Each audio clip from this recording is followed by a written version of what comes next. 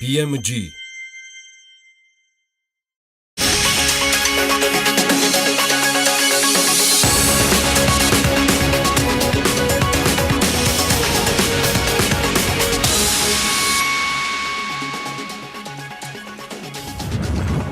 განახლებადი ენერგია და იმპორტის ჩანაცვლების გზები, ბიზნესი და მარეგულირებელი ერთად, ერთმა გიდასთან ბიზნეს მედია ლანჩზე. ყოველ კვირა 25-30 ოპერაცია და ივა კუზანოვის საოჯახო ბიზნესი. გვიან საღამოს ვუმასპინძლებთ ივა კუზანოვს ანალიტიკაში. TV პირველზე თქვენ უყურებთ ანალიტიკას. მე ამ გადაცემის ავტორი ელენე კვანჯილაშვილი ვარ. ეკონომიკის ზრდა არ არის ჩვენი თვითმიზანი, ჩვენი თვითმიზანი არის რომ საქართველოს მოქალაქეების კეთილდღეობა ავამაღლოთ. ამის შესახებ ეკონომიკის მინისტრობის კანდიდატმა გიორგი ქობულიამ დღეს საპარლამენტო მოსმენების დროს განაცხადა. მისივე თქმით, ჩვენ თუ მივახცევთ ეკონომიკის ზრდას მარტო იმითი, რომ თქვათ შემოვიყვანთ დიდ ინვესტორს, რომელიც ააშენებს ძალიან დიდ ქარხანას და ამით გაიზრდება ეკონომიკა, მაგრამ ამით კეთილდღეობა ძირითადი მოსახლეობის ხომ არ გაიზრდება. ქობულიამ ეკონომიკურ ზრდასთან დაკავშირებით ასევე თქვა, რომ ის ქვეყანას 10%-იან ზრდას ვერ დაპირდება და რომ ამასთან დაკავშირებით რეალისტური მოლოდინები უნდა არსებობდეს. ქობულიამ შრომის უსაფრთხოებაზეც ისაუბრა, მისი თქმით, არანაირი ეკონომიკური ზრდა ჩვენ არ გვჭირდება, თუ ხალხი დაშავდა. დასაქმებულთა უსაფრთხოება და ჯანმრთელობა არის პრიორიტეტი ნომერი 1. გიორგი ქობულია პარლამენტში გამოსვლისას ანაკლიის სპორტზეც გაამახვილა ყურადღება და აღნიშნა, რომ ამ პროექტის კომპლექსურობა გადახედვას საჭიროებს. მოგვიანებით ეკონომიკის მინისტრობის კანდიდატმა მედიასთან დააზუსტა, რომ მას თავად პროექტის გადახედვა არ გულისხმია. ანაკლიის პროექტის გადახედვა არ მიგულისხმია, მე ვიგულისხმე, რომ ჩვენ უნდა გადავხედოთ საქართველოს როგორც ლოჯისტიკური ჰაბის და კორიდორის სტრატეგიას. საიდან მოდის ეს? საქართველოს ერთ-ერთი ძალიან მნიშვნელოვანი უპირატესობა ქვეყნის გეოგრაფიული მდებარეობაა. მთელი ჩვენი ძალის ხმევა მიმართული იქნება მცირე მთავრობის კონცეფციაზე და პროცესების გაციფრულებაზე და დიგიტალიზაციაზე. ეს განცხადება უკვე ფინანსთა მინისტრობის კანდიდატს ვანო მაჭავარიანს ეკუთვნის. გაერთიანებული კომიტეტების დასრულების შემდეგ მედიის კითხვაზე აპირებს თუ არა საკადრო ცვლილებებს სამინისტროში, ვანო მაჭავარიანმა თქვა, რომ ამ ეტაპზე საკადრო გადაადგილებებს არ გეგმავს. დასავლურ კომპანიებს ონლაინ შეეძლებათ გახსნან ფილიალები საქართველოში. ესეც ვანო მაჭავარიანის იდეაა, რომელიც მან პარლამენტში კომიტეტების გაერთიანებულ სხდომაზე წამოწია. ჩვენ გვინდა ბიზნესის კეთებისა და ფინანსური ჰაბი გავხდეთ. საშუალება ექნებათ პრაქტიკულად სრულფასოვანი ბიზნეს ოპერაციები და აქტივები ჩაატარონ ისე, რომ საქართველოში არც ჩამოვიდნენ. არის მოსაზრება, რომ სპეციალური საგადასახადო შეღავათები გავუკეთოთ იმ უცხოელ კომპანიებს, რომლებიც თავიანთ მაღალტექნოლოგიურ ოფისებს აქ გადმოიტანენ. განაცხადა მაჭავარიანმა. განახლებადი ენერგია და იმპორტის ჩანაცვლების გზები იმისთვის, რომ ქვეყნის ენერგო დამოუკიდებლობა გაიზარდოს. მით უმეტეს იმ ფონზე, როცა მთავარი საიმპორტო ბაზარი საქართველოსთვის რუსეთია. ბიზნესი და მისი მარეგულირებელი ერთად, ერთმა გიდასთან რამადაენკორ თბილისის კომფორტულ გარემოში. ანალიტიკა უქმნის ბიზნეს შესაძლებლობას უშუალოდ მასზე კონტაქტოს, ვისაც ბაზარზე თამაშის წესების დადგენაში ყველაზე დიდი წვლილი აქვს. სულ ცოტა ხანში თავადარწმუნდები თამაში. ანალიტიკაში ბიზნეს მედია ლანჩის დროა.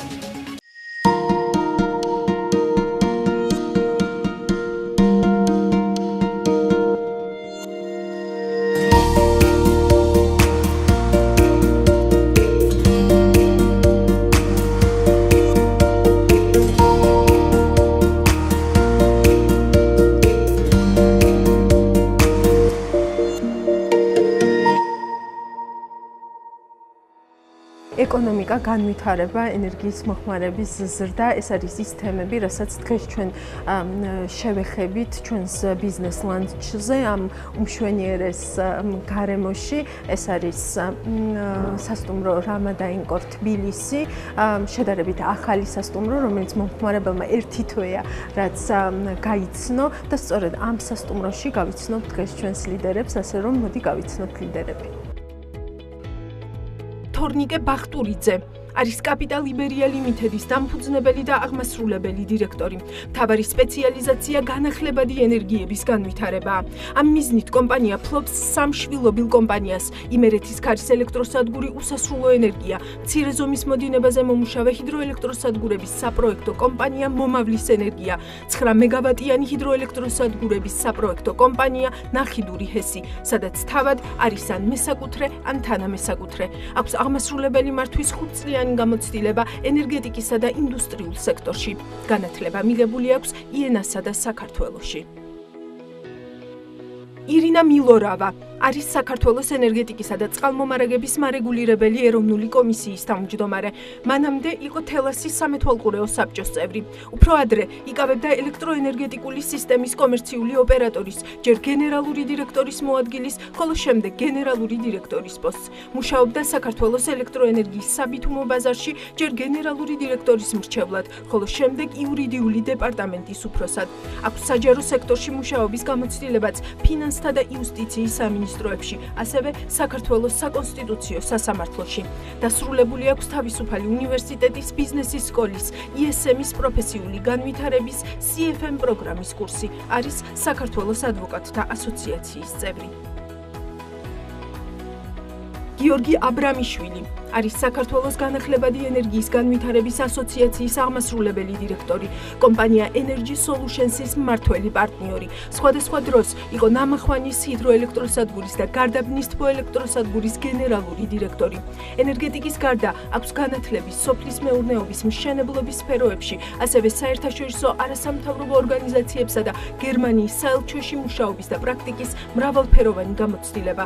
საქართველოს გარდა განათლება მიღებული აქვს საარლანში, ბრემენში, დენვერში. დღეს მისი მთავარი მიზანია საქართველოში განახლებადი ენერგიების ბიზნესისთვის საინვესტიციო კლიმატის გაუმჯობესება.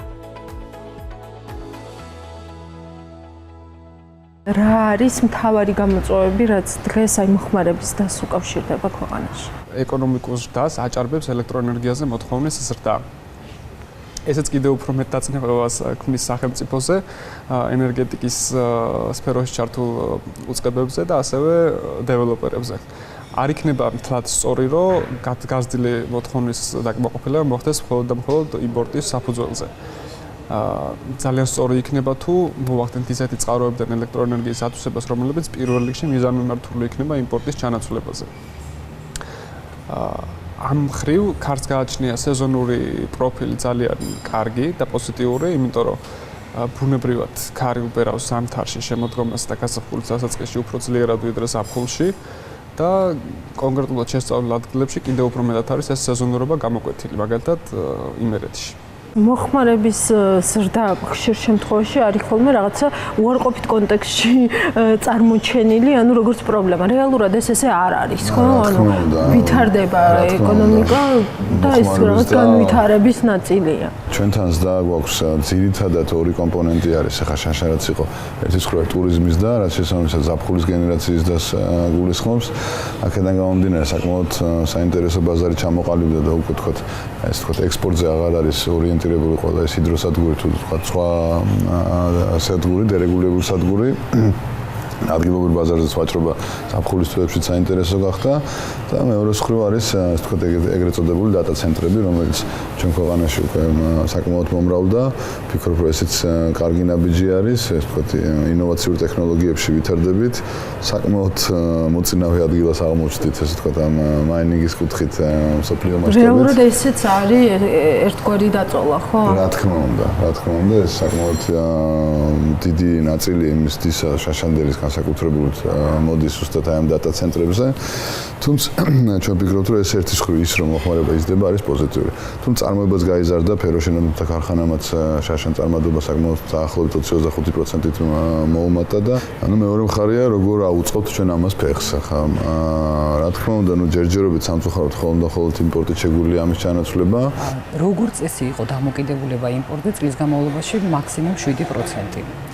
ბოლო წლებში ეს დამოკიდებულება გაიზარდა, იმიტომ რომ გაზრდილია მოხმარება დაახლოებით 1 მილიარდი კილოვატ-საათით და ეს იმპორტის წილი უკვე აი ამ მთლიან სტრუქტურაში გაიზარდა 12%-მდე. მომავალ წელს კიდევ უფრო მეტ ზრდას ველოდებით, იმიტომ რომ დაგეგმილია ენგურხესის გაჩერება სარეაბილიტაციო სამუშაოების გამო და იმპორტ დამოკიდებულება იზრდება.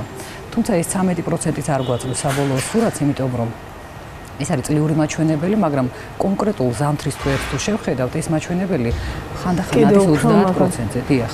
ამიტომ რა თქმა უნდა არის საგანგაშო ასეთი დონის იმპორტ დამოკიდებულება. ერთადერთი გამოსავალი არის ადგილობრივი გენერაციის განვითარება.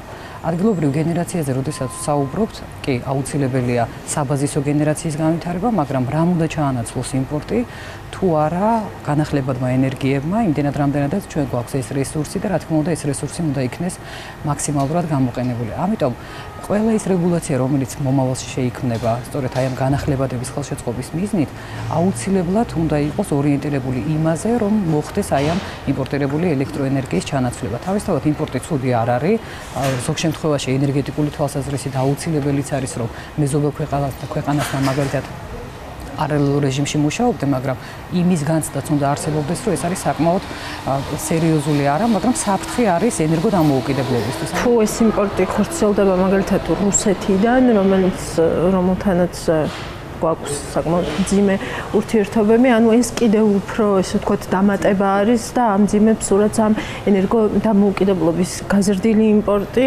ასევე არის თუ არა პრობლემა თქვენთვისაც, ვისაც რეალურად გსურთ, რომ ადგილზე აწარმოოთ, ესე ვთქვათ, ეს პრობლემაც არის და შესაძლებლობაც. ზოგიერთ შემთხვევაში იმპორტი შეიძლება ფასის მიხედვით იყოს კონკურენტუნარიანი.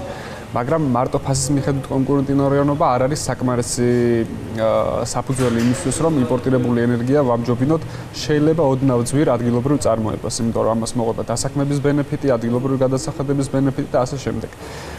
ვალუტის გადინება. ასევე ვალუტის გადინება, რაც ასევე ეკონომიკურ ბევრი ინდიკატორ შემდეგ ამახინჯებს და ამიტომ პირველ რიგში ჩვენ ხედავთ ამიტომ შესაძლებლობას, რომ საქართველოში წარმოებული ენერგია იყოს პრიორიტეტული ქსელისთვის. მწვანე ენერგია რასთავარია. მწვანე ენერგია რასთავარია. იმიტომ რომ ჩვენ კომპანიას ქვია უსასრულო ენერგია, იმიტომ რომ ქარს ენერგიას ასე თუ ისე უსასრულოა, რა თქმა უნდა, ყველაფერი მზიდან მომდინარეობს, მაგრამ და ზრდადია. ერთ და იგივე ტერიტორიაზე 30 წლის შემდეგ მაგალითად თუ შესაძლებელი იყო 100 მეგავატი ქარის ენერგიის მიღება, მომავალ შესაძლებელი იქნება 300 და 400. ევროპის ქარის ასოციაციას დაანონსებული აქვს 2020 წლისთვის უკვე 10 მეგავატიანი პროტოტიპი უნდა გახდეს კომერციული ვერსია და 2030 წლისთვის 15 მეგავატი და შეიძლება ეს უფრო ადრეც მოხდეს.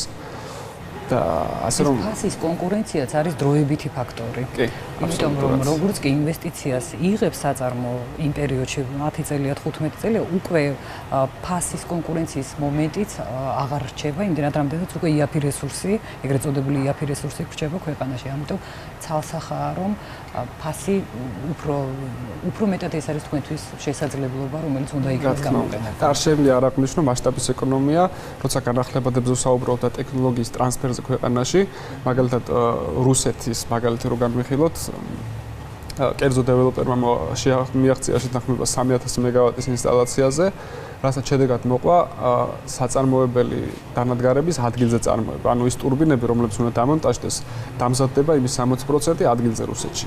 ასეთი მოდელი საქართველოს შეიძლება განიხილოს და თუ ქარის და მზის ენერგიას ექნება მასშტაბური მიდგომა და ამას შევხედავთ როგორც ნომერ პირველ საკითხს, არ არის გამორიცხული, რომ საქართველოს მოხდეს ტურბინის რაღაც ნაწილების დამზადება და მივიღოთ დამატებით ბენეფიტი დასაქმებიდან, სოციალური ჩართულობიდან და ასე შემდეგ.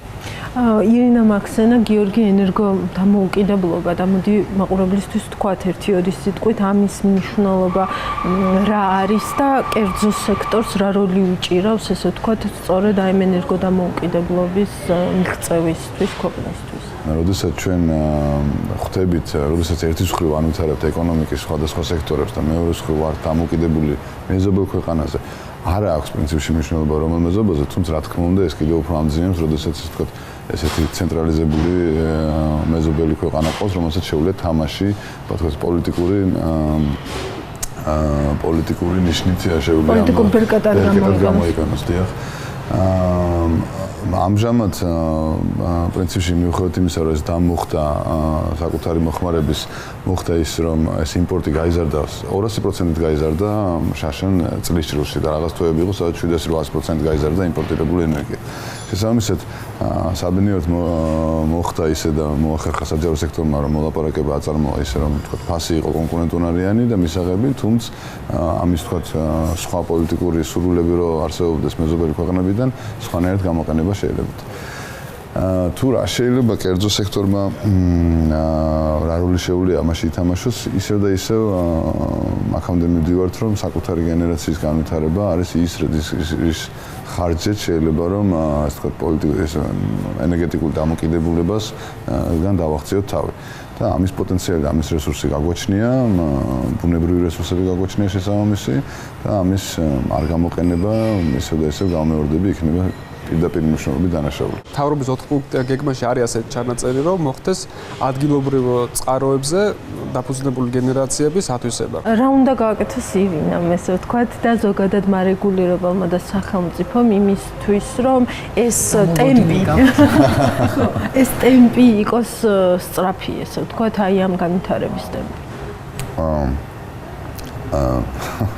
თამაშის წესები უნდა იყოს ყველაფერთვის გასაგები, გამჭვირვალე და უნდა იყოს ასევე თანმიმდევრული. ანუ ყველას უნდა იყოს გასაგები, თუ საერთოდ მივდივართ, რა მიმართულებით ვითარდება ბიზნესი და თუ რა ცვლილებები გველოდება ჩვენ თქვა შემდეგი რამოდენიმე წლის განმავლობაში. აქედან გამომდინარე იქნება შესაძლებელი ის, რომ ჩვენ მოვიზიდოთ შესაბამისი ინვესტიციები და ამ ინვესტიციებმა განხორციელების შედეგად და რა თქმა უნდა ბიუროკრატიული, ასე ვთქვათ, მინიმალიზაცია უნდა მოხდეს ბიუროკრატიის. რათა განხორციელების ვადებიც ასევე არის საკმაოდ ვრცელი, ისედაც თავისი ბუნებით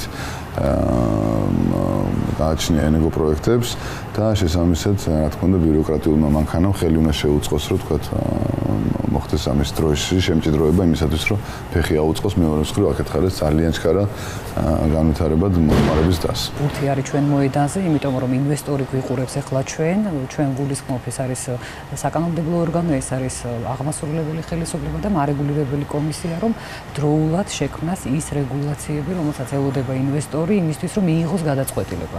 პირველ რიგში უნდა გადაწყვეტოს უღირს თუ არა ამ ქვეყანაში ინვესტიციის განხორციელება და ჩვენ მაქსიმალურად უნდა შევძლოთ, რომ მომხიბლელი ისეთი საინტერესო გარემო შევთავაზოთ. იგივე აი განახლებადი ენერგიები არ არის მხოლოდ განახლებადი ენერგიები ელექტროენერგიის მოხმარებაში, ეს არის განახლებადი ენერგიები ტრანსპორტში, განახლებადი ენერგიები გათბობა კონდიცირების სისტემაში, ამიტომ ეს არის ძალიან კომპლექსური ღონისძიებების ჩამონათვალი, ჩართულობა არის საკმაოდ მრავალფეროვანი, დაწყებული საჯარო სექტორის პრაქტიკულად ყველა სტრუქტურით, დამთავრებული კერძო სექტორით, ამიტომ კიდევ ერთხელ ვამბობ, ბურთი ჩვენ მხარეს არის. დაახლოებით რა ვადას ძალიან შემჭიდროებულია ვადები. ქვეყნები ზოგადად ამ პროცესს გადიოდნენ 5-10 წლის განმავლობაში. ჩვენ, როდესაც ხელი მოვაწერეთ მიერთების ხელშეკრულებით მინიმალური ვადები მოგვეცა იმისთვის, რომ აი ამ დირექტივებთან მოვახდინოთ ჰარმონიზაცია. ელექტროენერგეტიკული სექტორისთვის ეს არის წლის ბოლომდე შესაბამისი საკანონმდებლო ბაზის მომზადება, განახლებადი ენერგიებისთვისაც არის წლის ბოლომდე, ენერგოეფექტურობა მაქსიმუმ ეს 2-3 წელიწადში უკვე მინიმუმ უნდა მოხდეს იმ ბაზის შექმნა, რომლითაც უკვე იწყება ტრანსფორმაცია მთელი სექტორის. ენერგოეფექტურობის ღონისძიებები ახსენეთ. ეს გულისხმობს სამომხმარებლო დონეზე ღონისძიებების გატარებას თუ განაწილება გადაცემის ქსელში? კომპლექსურად, როგორც წესი, ეს ორივეს მოიცავს სამომხმარებლო დონეზე ენერგოეფექტური ღონისძიებების გატარებას, ვალდებულებების გაჩენას, მარეგულირებლის ჩართულობა და ენერგეტიკული სექტორის ჩართულობა ძირითადად აი ქსელში დანაკარგების შემცირებაში გამოიხატება. ამას პასუხობს უკვე ის მიდგომები, რაც ჩვენ სატარიფო რეგულირებაში შემოვიტანეთ, ის წამახალისებელი მეთოდოლოგიები, რომ ინვესტორს ამ შემთხვევაში ქსელის ინვესტორის გულისხმობ კონდეს мотивация, რომ ინვესტიცია განახორციელოს ქსელში, შეამციროს დანაკარგი და ეს შემცირებული დანაკარგი პასუხობს ზუსტად იმ გამოწვევას, რაც ენერგოეფექტიანობას, მათ შორის განახლებადი ენერგიების ხელშეწყობასაც გულისხმობს. ასეთია ყოველ შემთხვევაში ამ ხარისხით ერთვება გამანაწილებელი და გადამცემი ქსელი აი ამ ღონისძიებებში. რადგან ეს ქსელები ვახსენეთ, ძალიან მნიშვნელოვანია აი ამ მიმართულებით განვითარება, იმიტომ რომ ერთია რომ ეს ჰესები, სხვა განახლებები აუცილებლად ქარის ელექტროსადგურები ვითარდება, მაგრამ მეორე რამდენად დროულად და სწორად ხდება მათი ინტეგრაცია ქსელში. პოსტფაქტუმ კი არა, პროაქტიული მიდგომა არის ყველას მხრიდან საჭირო. ყველა შორის გულისხმობთ? კერძო სექტორიდანაც და საჯარო სექტორიდანაც. იმიტომ რომ ისევ თუ დაუბრუნდებით გაზრდილი მოთხოვნის გამოწვევას, სტანდარტული სცენარი, რომელსაც დაგეგმვისას თქვათ ბრჭყალის მთავრობა ითვალისწინებს მოთხოვნის კუთხით, არ მოიცავს თქვათ ელექტრომობილებს, რამაც შეიძლება თამაშის წესები სრულებით შეცვალოს. და თქვათ 5 და 7%-იანის და აქციოს 2 ციფრიან და შეიძლება 3 ციფრიანს დადაც. ეს გადაჭარებულია, მაგრამ შედარებისთვის კარგი თვალსაჩინოებაა. მაშინაც თუ ამ ტიპით განვითარდა, ესეც ისეთ ძალიან ძნელია პროგნოზირება სტანდარტული სცენარის ნაწილი არ არის, მაგრამ დიდი შანსი აქვს, რომ იქცეს რეალობად. ამიტომ კერძო სექტორსაც გვმართებს პროაქტიულობა და საჯაროსაც და მეტიც სიცხადის და გამჭვირვალობის შეტანა თვითონ დარგის კონკურენტულ სტრუქტურაში. სახელმწიფო ელექტროსისტემამ შეიმუშავა განვითარების 10 წლიანი გეგმა და თუ ჩვენ ამ გეგმას დავხედავთ, ძალიან ცხადად ჩანს გეგმას ეტყობა, რომ ეს არის გეგმა, რომელიც ორიენტირებულია განახლებადი ენერგიების ქსელში ინტეგრაციაზე. იყო გარკვეული პრობლემები ქარის ენერგიის ინტეგრაციასთან დაკავშირებით, იმიტომ რომ როგორც წესი ქარი განიხილება არასტაბილურ, არასაიმედო ენერგიად, თუმცა გადაწყვეტის გზებიც არსებობს, ეს კი აძურებს პროექტს, მაგრამ ყოველ შემთხვევაში არსებობს ეს გადაწყვეტის გზები. სვადები არის პრობლემა. ან მარეგულირებელს შეიძლება უნდოდეს, რომ რაც შეიძლება სწრაფად დადგინდეს თამაშის წესები, მაგრამ რეალურად თქვენ ერთის ხრი რა თქმა უნდა ჩვენცაც მნიშვნელოვანია რომ თამაშის წესები მალე დადგინდეს, რომ შესაძლოა გავაგრძელოთ ჩვენი ძირითადი საქმიანობა დეველოპმენტი ინვესტიციების მოზიდვა. მეორე კუთხით შესაბამისი ინფრასტრუქტურაც უნდა არსებობს, რომ ჩვენ ესე ვთქვათ ჯანსაღად გადავიდეთ ამ ახალ მოდელს. ამ ინფრასტრუქტურის არარსებობამ შეიძლება რაღაცა სენსიტიური მომენტები შექმნას გარდამავალ პერიოდში. შესაბამისად შეიძლება რაღაც რყევებისაც იყოს თქვა ფასთან მიმართებაში. თუმცა მე ვფიქრობ, რომ ქართველები საკმაოდ ნიჭიერები ვართ სიახლეების მიმართ და მე მგონი ახალ რეფორმასაც მალე აუწყოთ ფეხს. შიში არის, რომ ეს ბაზარი პირველ ეტაპზე იწვევს ფასის ზრდას. თუმცა გრძელვადიან პერსპექტივაში უკვე დერეგულირებული ბაზარი ნიშნავს იმას, რომ ფასი ნელ-ნელა ჩამოდის ქვემოთ და შემდეგ უკვე ოპტიმალურ ნიშნულამდე მიდის. აი ეს არის ძირითადი შიში, რის გამოც შეიძლება ვთქვათ მომხმარებელი უყურებდეს ეჭვის თვალით აი ამ რეფორმას, თუმცა ცალსახარო ეს რეფორმა არის გასატარებელი და სხვანაირად უბრალოდ ენერგეტიკა ვერ განვითარდება თუ ჩვენ არ გადავედით შემდეგ ეტაპზე.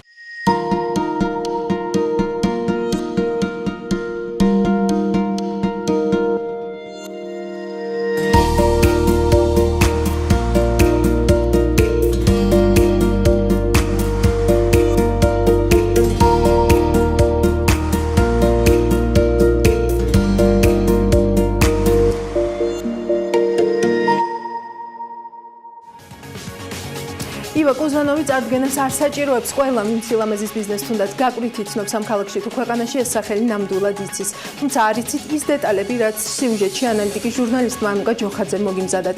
ქუთაისი, ბათუმი, ზუგდიდი, თელავი და თბილისი ყოველდღიურად როგორც ადგილობრივი ისე უცხოელი პაციენტების მზარდი რაოდენობა ყოველკვირა კი დაახლოებით 25-30 ოპერაცია. ეს ის მაჩვენებლებია, რომლებიც ბიზნესის მასშტაბს თვალსაჩინოდ, თუმცა ზოგადად ასახავს. დანარჩენისთვის ვნახოთ სიუჟეტი. თქვენთვის ადამიანის სხეული რას წარმოადგენს, როცა მუშაობ? სხეული ჩემთვის გააჩნია რა ორგანოზე მუშაობ. პრინციპში ეს არის იცით როგორ ცოცხალი პლასტილი.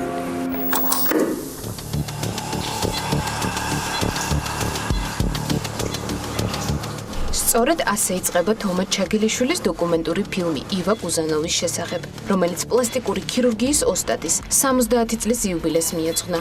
დოკუმენტური ფილმი გვყვება ისტორიას, თუ როგორ შეძლო ივა კუზანოვმა საყვარელი საქმიანობა და პროფესია წარმატებულ ბიზნესად ექცია.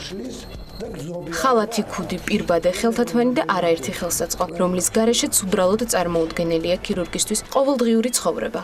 დილა საქმიანად საოპერაციო ოთახიდან იწყება, სადაც მუსიკა საოპერაციო პროცესის ერთ-ერთი მთავარი დეტალია.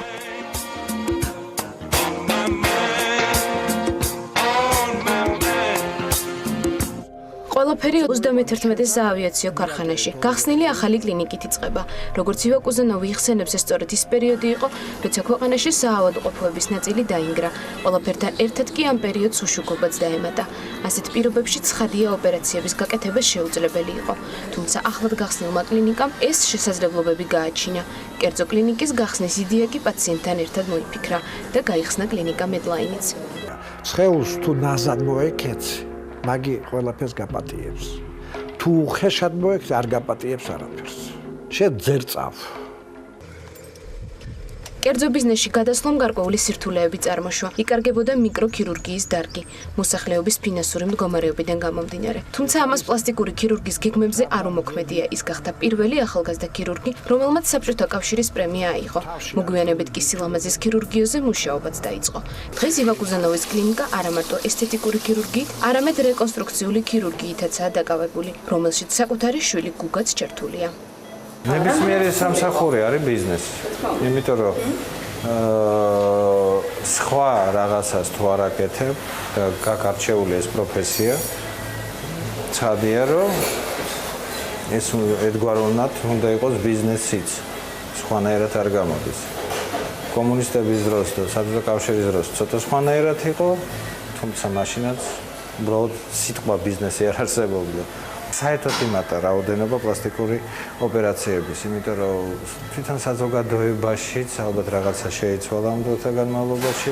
უფრო მეტი ადამიანი შედის ინტერნეტში, მეტი ადამიანი მასმედიის საშუალებით ღებულობს ყველანაირ ინფორმაციას და ის შიში, რომელიც არსებობდა ადრე, დაძლიეს ალბათ და გუგა კუზანოვთან ერთად საოჯახო ბიზნესში აქტიურადაა ჩართული ივას მეორე შვილიც, ალექსანდრე კუზანოვიც, რომელთან გასაუბრება ჩვენმა გადამღებმა ჯგუფმა უშუალოდ ოპერაციის მიმდინარეობისას მოახერხა. არ არსებობს არართული გზა, ყველაფერი უნდა გაიარო, ყველაფერს აქვს თავისი დრო, თავისი ადგილი და რა თქმა უნდა ეს ყველაფერი გავიარეთ და ჩამოყალიბდით.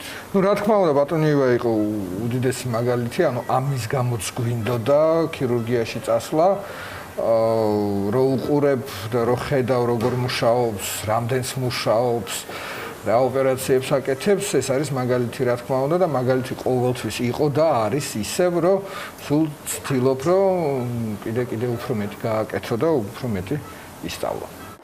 ფილმის ყურებისას არაერთ ისტორიას გადააწყდებით, ისტორიებს, რომლებიც წარმატებულად დასრულებულ ოპერაციებზე მიუთითებს. ერთ-ერთი ამის მაგალითი კი სამართლის ჟურნალისტის ეკუნა ლემონჯავას ისტორიაა, რომელიც დღეს საკუთარ თავზე ყვება. რამდენიმე წლის წინ გავიკეთე ქირურგიული ჩარევა, რა თქმა უნდა, არა ბატონ ივასთან, სხვა კლინიკაში უმნიშვნელო დეტალი მქონდა შესაძლებელი, მაგრამ ქალებს ხო ჩვევია ხოლმე, რაღაც ელემენტარულიც თუ არ მოგწონს, ამაში ცვლილებების შეტანა გვინდა ხოლმე და მეც ასე გადავწყვიტა ერთ დღეს რაღაც ჩემს ცხვრთან დაკავშირებული დეტალები არ მომწონდა და გამეკეთებინა პირველად ოპერაცია პლასტიკური, რაც დამთავრდა საკმაოდ ცუდი შედეგით. და მივიღე ეს გადაწყვეტილება დაიგეგმა ოპერაცია და რა თქმა უნდა შედეგით კმაყოფილი ვარ კი არა, მგონია რომ აბსოლუტურად სულ სხვა ადამიანი ვარ. კლინიკისთვის ერთ-ერთ პრიორიტეტულ მიმართულებას პროფესიონალი კადრი წარმოადგენს. შესაბამისად ისინი ხშირად საკვალიფიკაციო კურსებს მსოფლიოს სხვადასხვა წამყვან კლინიკებში გადიან, რაც კუზანოვის კლინიკის პრესტიჟის ხარისხს კიდევ უფრო მაღლასწევს. არსებობს ტენდენცია თითქოს პლასტიკური ჩარევისთვის საქართველოში მხოლოდ მეზობელი ქვეყნებიდან ჩამოდიან. თუმცა კუზანოვის კლინიკაში პაციენტებს ისეთი ქვეყნებიდან შეხვდებით, როგორიცაა ამერიკა, აზია, რუსეთი და გაგიგვერდებათ აფრიკა. ამ ეტაპზე ივა კუზანოვის კლინიკის მომსახურების მიღება თბილისთან ერთად საქართველოს ისეთ რეგიონებშია შესაძლებელი, როგორიცაა თელავის, ზუგდიდი, ბათუმი და ქუთაისი. თუმცა ყველაფერი აქ არ სრულდება. გრძელდება განვითარების სტრატეგია, რომელიც კლინიკის მენეჯმენტმა მისი დაარსების დღიდან აირჩია. გვიან საღამოს ანალიტიკის სტუმარია ივა კუზანოვი. მოგესალმებით ბატონო ივა, ძალიან დიდი მადლობა თქვენი დროისთვის. ესეთი გამონათქვამი არსებობს, არაფერი პირადული, მხოლოდ ბიზნესი. ესეთია თქვენი მიდგომა საქმის მიმართ. მაგრამ როგორ არაფერი, მარტო ბიზნესი არა. ყველაფერი. მარტო ბიზნესი რას ნიშნავს? აი, რა გზა გამოიარეთ ამ პერიოდში და შეგიძლიათ გითხრათ, აი, რა იყო ძირითადი გამოწვევები, რა მგიბიძგათ, რომ საბოლოო ჯამში, ასე ვთქვათ, ესთეტიკურ მედიცინაში ყოფილიყო? აი, ზუსტად ესთეტიკურ მედიცინაში, ზუსტად აი ეს ცუდი დრონ, იცით, გაჭირვება. როცა დაინგრა საბჭოთა კავშირი, ჩვენ მოვედით ქირურგიაში საერთოდ მიკროქირურგიით. და უკვე იმ წლებში საკმაოდ დიდი სკოლა მქონდა და მომზადებული ქირურგები იყვნენ და რომ დაინგრა ეს ყველაფერი არ მუშაობდა, არც ერთი ქარხანა არ მუშაობდა, ფაბრიკა არაფერი არ მუშაობდა, სტაგნაცია მოხდა, ეგეთი ტრავმა უკვე აღარ იყო და ეს მიკერება, თითების მიკერება, ხელის მოწყვეტის მიკერება, ფეხის და რამის უკვე შეწყდა ეს ყველაფერი. სასწრაფო ქირურგია უკვე აღარ იყო, მიკროქირურგია. რო არ დაგვეკარგებინა ეს მომზადებული ქირურგები, სკოლა არ დაგვეკარგებინა, მაშინ 31 ქარხანამ გახსნა ახალი საავადმყოფო, თავის საავადმყოფო და იქ განყოფილება მოგცეს და იქ დავიწყეთ მუშაობა. დავიწყეთ მუშაობა და ვიფიქრეთ, რა კი შეგვიძლია ყველაფრის გაკეთება, თითის მიკერება, კუნთის გადატანა სადმე, ან ძუძუს გადიდება იგივე შენი კუნთით. ისე რატომ არა ესთეტიკა? და დავიწყეთ ესთეტიკაზე მუშაობა. პირველად დავიწყეთ ცხვირით და რითი მოვიგეთ, თქვათ ეგეთ ბუმბერას პლასტიკურ ქირურგიას როგორც ვახტანგ ქურციძე წოპე, ყველა მაგას ეგრე იცნობს. იმით რომ ჩვენ გამოვაცხადეთ პირდაპირ რომ ჩვენ ვაკეთებთ ოპერაცია ცხვირის ოპერაციას მარტო ნარკოზით. აი ეს იყო ხსნა ჩვენთვის, იმიტომ ყველას ეშინოდა ოპერაციის გაკეთება წარმოვიდგინეთ ავადმყოფი წევს ვაგინაზე გაყრილი აქვს რკინა და ჩაქუჩი თურტყავენ და ეს ავადმყოფი ყველაფერს გრძნობს და ხედავს. საგიჟეთია. და ამ დროს ჩვენ გამოვაცხადეთ რომ აი ჩვენთან კეთდება ნარკოზი. თქვენ ვერაფერს ვერ გძობთ, კაი სიზმრებს ხედავთ და არანაირი ტკივილი. და ამან შექმნა პირველი ბუმი. ხოდა მერე წავიდა ეს რინოპლასტიკა, მერე შემოვიდა სილიკონის პროტეზები მკერდის.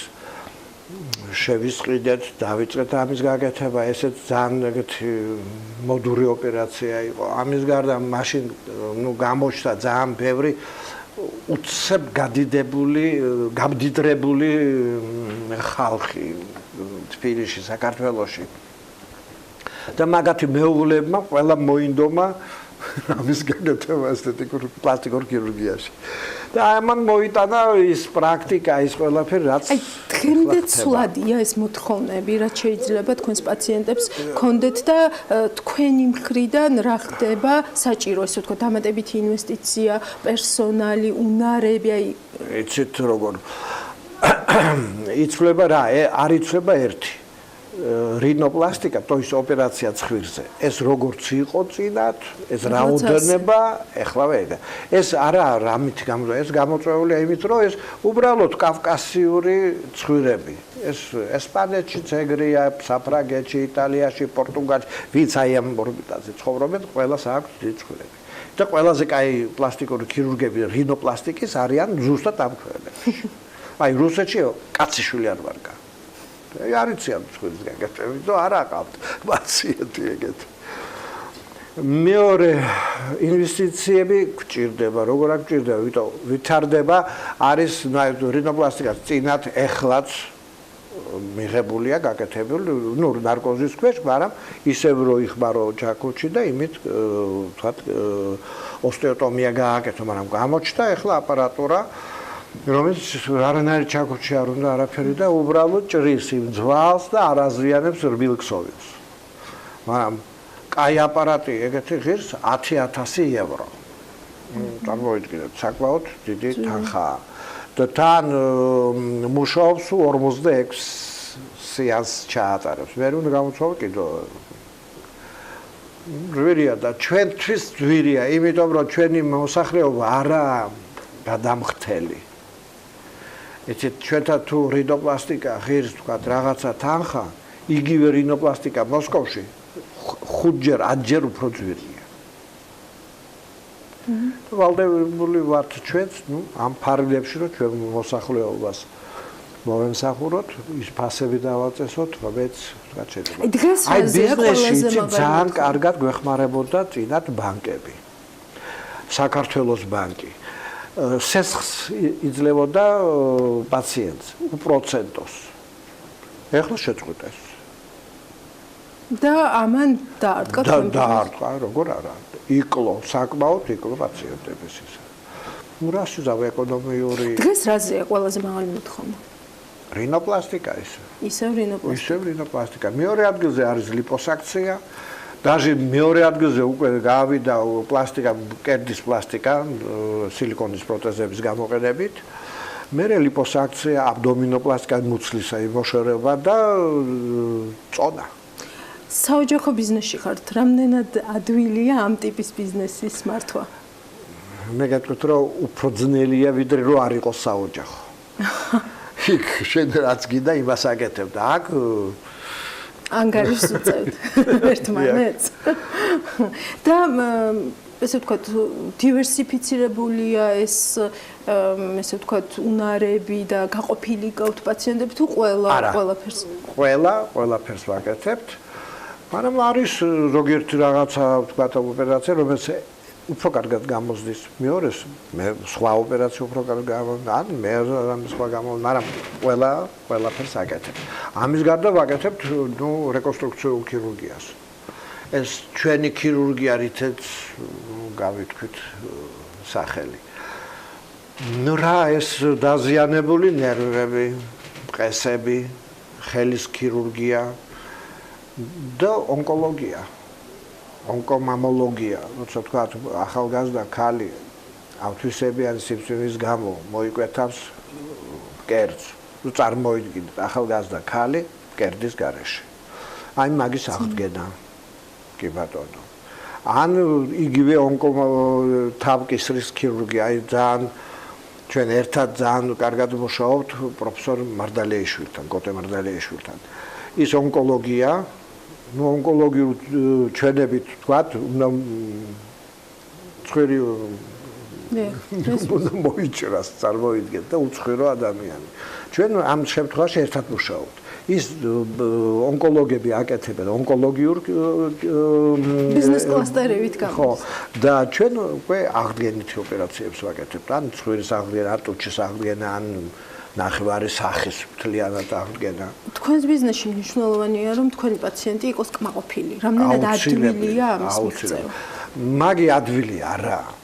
მაგრამ უნდა ეცადო ყველანაირად, რომ ნებისმიერი პაციენტი რომელიც შემოდის კლინიკიდან, უნდა გავიდეს კმაყოფილი. აი მაშინ ეგეთი ავადმყოფი მოიყვას კიდე 4 ეგეთ ავადმყოფს. და ის 4 მოიყვას უკვე 8 მოიყვას და ეგრე. და ეს იმუშავებს უკვე ნდობაზე, რომელიც ასევე მნიშვნელოვანია. აბარა. ყოფილა ისეთი შემთხვევები, რომ აი ამ ნდობას მაგალითად საფრთხე შექმნია და აი რა გაგიკეთებიათ იმისთვის, რომ იცით რა ნდობას რაღაცა არ შეწყვეტილა, მაგრამ იყო შემთხვევები, როცა ნუ იცით ყველაფერს ვერ ვიტყვი. კონკურენცია როგორია? კონკურენცია საკმაოდ დიდი და ეგეთი კაი კონკურენცია. 1-3-4 კლინიკა თბილისში, რომელიც საკმაოდ კარგად მუშაობენ. და თქვენი კონკურენტული უპირატესობა რა არის მაინც?